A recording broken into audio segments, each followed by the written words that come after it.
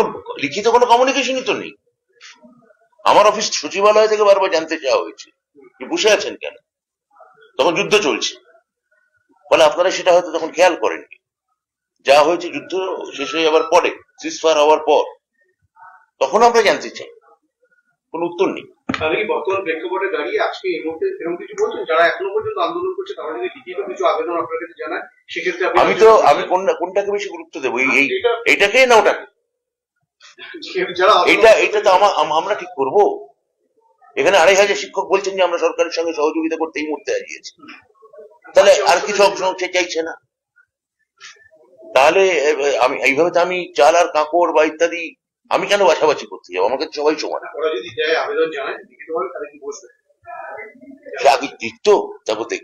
তা হঠাৎ করে এটা যে যখন শুরু হয়, তো আমাদের দিক থেকে যখন কোনো কমিউনিকেশন নেই আমাদের পর্যন্ত, তো আমরা বুঝতে পারি না।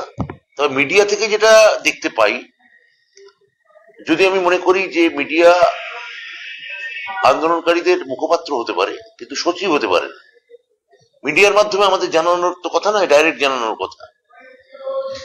তো কোনো বার্তাই আসে না, লিখিত ভাবে কিছুই আসে না। তো মিডিয়া থেকে যেটা বুঝতে পারি যে ওরা বলছেন যে প্রিন্সিপাল যেটা মোদ্দা কথা, যে ওরা পরীক্ষা দিতে চান না, সসম্মানে স্কুলে ফিরতে চান। এইটা দেখুন, প্রথম অংশ যেটা মানে পরীক্ষা দিতে চান না, এটা তো একদম সুপ্রিম কোর্টের নির্দেশ।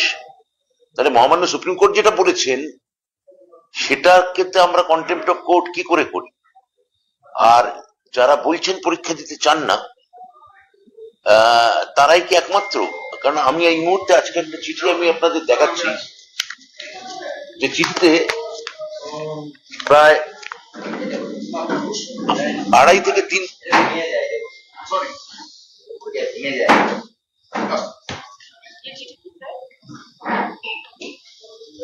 বলবো, এই চিঠিতে প্রায় 2.5 থেকে 3,000 শিক্ষক তারা জানাচ্ছেন যে তারা সরকারের সঙ্গে সর্বতভাবে সহযোগিতা করে চলতে চান। সরকার যে আইনি পদক্ষেপগুলো নিচ্ছেন বা তাদের পুনর্বাসন বা পুনর্ব্যবস্থার জন্য যে পদক্ষেপগুলো নিচ্ছেন, তার সঙ্গে তারা সহমত পোষণ করে। আমি এই চিঠিটি আপনাদের হাতে একটা কপি তুলে দিতে চাই, আপনারা যদি আমাকে ফটোকপি করে দিয়ে দেন এটা ভালো হয়। অর্থাৎ যারা ওখানে বসে আছেন তারা একটা অচলাবস্থা করার জন্যই বসে আছেন, কিন্তু সেটা কাঙ্ক্ষিত নয়, সেটা বাঞ্ছনীয় নয়। যে সরকার, এটা হচ্ছে প্রথম পার্ট, পরীক্ষা দেব না। আর দ্বিতীয় পার্ট হচ্ছে যে পরীক্ষা দেব না, এবং দ্বিতীয় অংশ হচ্ছে সসম্মানে ফেরান। তা সেটার জন্য তো যত আইনি রিভিউ পিটিশন, আইনি পরামর্শ নেওয়া, ওদের বক্তব্য আমাদের মধ্যে ইনকর্পোরেট করা, ওদের স্কুলের মাইনে সুনিশ্চিত করা, ওরা যাতে স্কুলে কোনো রকম কোনো সমস্যা বা অসুবিধায় না পড়েন সেটাকে দেখা, এই সমস্ত পদক্ষেপগুলো তো আমরা নিয়েছি। আমরা ওনাদের মূল যে সমস্যা, তার সঙ্গে আমি আমার মাননীয় মুখ্যমন্ত্রী, আমার সরকার গভীরভাবে তাদের সঙ্গে সহানুভূতি সম্পন্ন। তাহলে এই সময় যে ওরা যেটা করছেন, ওরা কি উদ্দেশ্যে করছেন, কেন করছেন, এবং একটা অংশই করছেন এটা। আমি কত হবে 2,000-2,500, এখানে আমি আরো 2,500 2,000 থেকে 2,500 স্বাক্ষরিত চিঠি আমি দিচ্ছি যারা সরকারের সঙ্গে সহযোগিতা করে চলতে চান এবং যারা ওই ধর্নায় বসতে চান না। তো আমি এখান থেকে আপনারা প্রশ্ন করেছেন কিভাবে সমাধান সম্ভব, আমি এখনো তাদের সদিচ্ছার উপরে আস্থা রাখবো। আমি বলবো এসএসসি এই সময় অবরোধ করে বা বিকাশ ভবন অবরোধ করে এটা কোনো কার্যকরী কথা নয়, এটা কোনো কাজের কথা নয়। সরকারি যারা আধিকারিক, সরকারি এসএসসি যারা আধিকারিক, বোর্ডের যারা আধিকারিক, তাদের কাজ করতে দেয়া হোক। তারা কাজ না করলে আখেরে কন্টেম্প্ট অফ কোর্ট যদি হতে হয়, মাথায় রাখতে হবে সেটাকে অন্য একটা সরকার হবে না, তারাও হবেন। সেটা তাদের ভবিষ্যতের জন্য খুব একটা সমীচীন এবং বাঞ্ছনীয় নয়। সেটা হচ্ছে যে এইখানে বিকাশ ভবনের সামনে যে মুখগুলোকে দেখা যাচ্ছে, এই মুখগুলোই একদিন নেতাজি স্টেডিয়ামে আপনাদের সভা মঞ্চে তারা বক্তব্য রেখেছিলেন। আবার এই মুখগুলোই আপনার সঙ্গে মিটিং এর পরে বেরিয়ে এসে বলেছিলেন যে তারা সন্তুষ্ট মোটামুটি সেই মুখের, কিন্তু সেই মুখরাই আবার তারা আজকে আন্দোলন। আরে সেটা তো আপনার দেখুন, এবার আপনারই প্রশ্ন, এটা হয়তো আপনার চ্যানেলের ন্যারেটিভ, পার্শ্ববর্তী অন্য কোনো চ্যানেলে হয়তো ন্যারেটিভ হচ্ছে, সেদিনও তারা সন্তুষ্ট ছিলেন না, আজকেও তারা সন্তুষ্ট নন।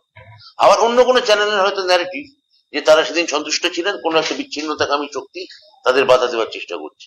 এই যে একাধিক চ্যানেলের একাধিক ন্যারেটিভ, সেটার মধ্যে তো ঢুকে আমি কিছু করতে পারবো না। আমি যারা আমাকে চিঠি দিয়ে জানাচ্ছেন যে আমরা মুখ্যমন্ত্রীকে ভরসা রাখতে চাই, আমি তাদেরকেই বিশ্বাস করব। যারা ধরুন এখন পর্যন্ত সম্মত হচ্ছেন, যারা আন্দোলনটা চালিয়ে যাচ্ছেন, সেক্ষেত্রে মানে সমাধানটা আপনি বলছেন যে আপনারা আলোচনায় বসার জন্য, সেক্ষেত্রে আলোচনাটা কিভাবে হবে বা কি সমাধান? আলোচনা যা হওয়ার হয়ে গেছে, আলোচনার নতুন কোনো মানে অবকাশ এরা নেই। যারা বসে আছে তাদের ক্ষেত্রে কি বার্তা দেবেন? তাদের ক্ষেত্রে আমি বার্তা দেবো এটাই যে আপনারা, আমরা যে আইনি লড়াই লড়ছি সেটার জন্য অপেক্ষা করুন। আমরা যে আইনি পুনর্বিবেচনার জন্য সর্বাত্মক লড়াই করছি, আপনাদের সমস্ত পয়েন্টগুলো নিয়ে সেইটার উপর ভরসা রাখুন। সরকার আপনাদের কাউকে যোগ্য বা কখনো কাউকে অযোগ্য বলেনি, কারণ সরকার তো সবাইকে চাকরি দিয়েছে, এসএসসি সবাইকে চাকরি দিয়েছে। সরকার তো এই ভাগাভাগি করতে পারে না। ফলে আমরা সার্বিকভাবেই রিভিউ পিটিশন আমরা দাখিল করছি। আপনারা এই রিভিউ পিটিশনের জন্য অপেক্ষা করুন এবং আমাদের যেটা সুপ্রিম কোর্ট, মহামান্য সুপ্রিম কোর্ট যে নির্দেশ দিয়েছেন তা যাতে আমরা সুষ্ঠুভাবে পালন করতে পারি, তার জন্য আমাদের মতোই আপনারা দায়িত্ববান হন। আর প্রশ্ন নেই। হ্যাঁ, 31 তারিখের আগামী 31 তারিখের মধ্যে রিভিউ করা হচ্ছে। আর কবে করবেন? না, রিভিউ পিটিশনের যে ডেট আছে তার মধ্যেই করা হবে। সেটা নির্দিষ্ট কোনো দিনক্ষণ ধরে আমি বলতে পারবো না যে ওই তারিখেই করা হচ্ছে। তাদেরকে প্রত্যাহার করা করোনা অবসর আন্দোলন থেকে সরে আসার বলে দিয়েছি আমি অলরেডি যে আমি বারবার করে বলতে চাই যে আপনারা এই ধরনের কোনো হঠকারী জায়গা থেকে সরে আসুন, সরকারের সঙ্গে সহযোগিতা করুন। আপনাদের যে সামাজিক যে অবস্থা বা মানসিক যে অবস্থা, সেটা কিন্তু আমরা ফিল করছি। মুখ্যমন্ত্রী গভীরভাবে সেটার ক্ষেত্রে সমব্যথী এবং সমবেদনা দেখাচ্ছে। আমরাও আপনাদের সঙ্গে আছি এবং এতবার আমি আপনাদের কথায় বৈঠক করেছি। এখন আমার মনে হয় যে আপনারা যখন নিজে স্কুলে গেছেন, স্কুলে জয়েন করে গেছেন, তখন এটাকে আর নতুন করে আর আমি বলবো যে ভুলিয়ে দেওয়ার এটা কোনো কার্যকারিতা নেই। রাজনৈতিক কিছু কাজ করছে এর পেছনে মনে হয় না? আমি বলতে পারবো না। যদি এর পেছনে কোনো রাজনৈতিক মদতদাতা থাকেন সেটা আমার জানা নেই। যদি থাকেন সেটা তার দায়ভার ওদের মাথায় রাখতে হবে। চাকরি আমরা দিয়েছিলাম, চাকরি খেতে চেয়েছিলেন অন্য রাজনৈতিক দলগুলো। তাহলে ওদের বুঝে নেওয়ার বা বেছে নেওয়ার দরকার আছে যে সরকার ওদের সঙ্গে না রাজনৈতিক দলগুলো ওদের সঙ্গে। দাবিটা কি সেটাই তো জানি না। আর দাবি যেটা সেটা আমি বলে দিলাম, যদি এটা দাবি হয়ে থাকে, দাবি তো লিখিতভাবে কিছু আমাদের কাছে আসেনি। আমি পুরোটাই আপনাদের থেকে জানছি।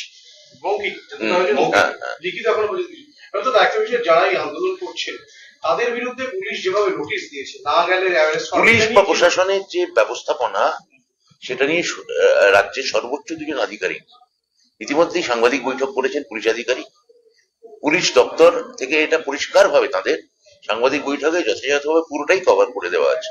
এখানে অতিরিক্ত আমার কিছু বলা একেবারেই ঠিক হবে না।